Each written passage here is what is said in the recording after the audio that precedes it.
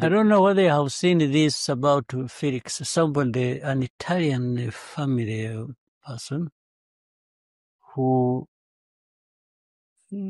Felix spent many years in Belgium.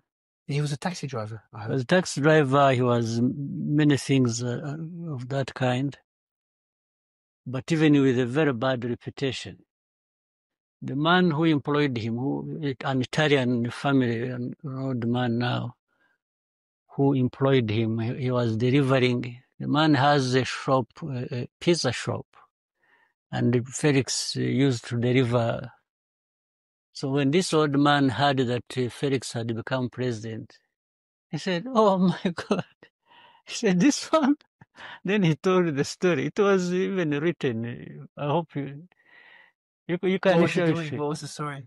It was like, this guy who could not even do the job of delivering pizza How did he become has president? become, I don't know.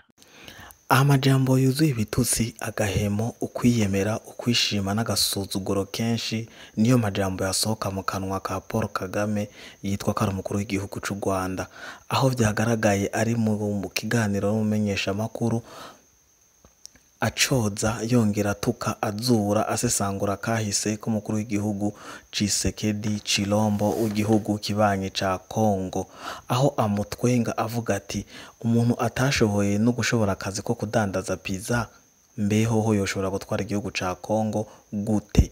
Umumenyesha makuru yagaragara nkuko bahuriza ivyiyumviro na Paul Kagame yaguma yuhanira amubwira ati mbere yanabaye n'umutaximene mu gihugu ca Belgique. Kagame agaseko ari kenshi karimwo agahemo, aho ivyo vyabaye mu gihe Kagame nawe nyene yarengeje ko uruho rw'amazi kahise kiwe katari keza, aho Kagame mbere wewe yadandaje amagi nk'aba bantu tembereza amagi musanzwe mubibona no mu gisagara ca Bujumbura eka no mu bihugu vyose vya Afrika vyose no kurondera ubuzima. Ariko gutwenga umuntu yadandaje pizza canke akaba umutaximene mu gihugu ca Belgique iburaya, aho abanyafrika benshi bifuza kugera, umutwenga we wabaye umuntu adandaza amagi mu gihugu ca Uganda, ukongera ukaba umukokayi babandi bahamagara abakiriya banomvuga nka aide convoyeur mu gifaransa, bamwe bafasha abakonvoyeur gupakira amabisi, ugatwenga umuntu yabaye umurivreur de pizza akongera akaba umutaximene mu gihugu ca Belgique, hama ukavuga ngo umuntu yananiwe no kudandaza ngo pizza ngo yotwara igihugu gute ca Kongo. Kagame akibagira we ko yananiwe kudandaza amagi mu gihe umugore wiwe Jeannette Kagame yari Burundi aserva mu kabare ngo akora n'uburara muri Eden Garden. Amakuru ni menshi cyane.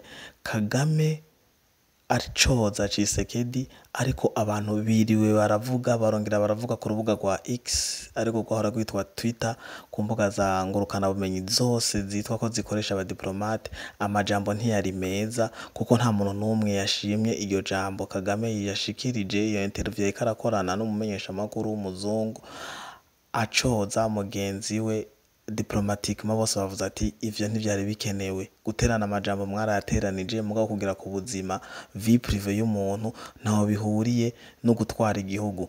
Bakamwibutsa ko Paul Kagame atibagiye neza ko igihugu yagifasha shesha amaraso, atagifashe ngo aroko yo yaratsinze. Kagame yibuke ko atahejeje amashuri ya secondaire. Kagame yibuke ko ari vyinshi bibi bamuzi ko, ariko benshi badashima kumwe expose. Benshi rero mugiye ku marezo sociaux kuri Twitter cyane cyane arikoresha aba diplomate benshi isi nzima, benshi nta muntu n'umwe yigeze ashigikira iki gikorwa Kagame yakoze kuri uno munsi cyo kwiyemera no gusuzugura Tshisekedi, mu gihe Tshisekedi amusumba amashure, Tshisekedi amusumba bunini, Tshisekedi amusumba kuboneka nk'umukuru w'igihugu kuri televiziyo, Tshisekedi amusumba indimi, Tshisekedi amusumba n'imibereho nk'uko abantu bashoboye kubibona aparama ku maso. Ariko nta munsi Tshisekedi niyavuze